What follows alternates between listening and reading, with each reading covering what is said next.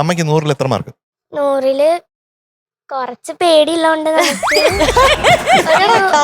சின்ன சின்ன ஆசை சிறகடிக்கும் ஆசை முத்து முத்து ஆசை முடிந்து விட்ட ஆசை வெண்ணிலவு தொட்டு முத்தமிட ஆசை என்னில் இந்த பூமி சுற்றி வரும் ஆசை சின்ன சின்ன ஆசை சிறகடிக்கும் ஆசை முத்து முத்து ஆசை முடிந்து விட்ட ஆசை.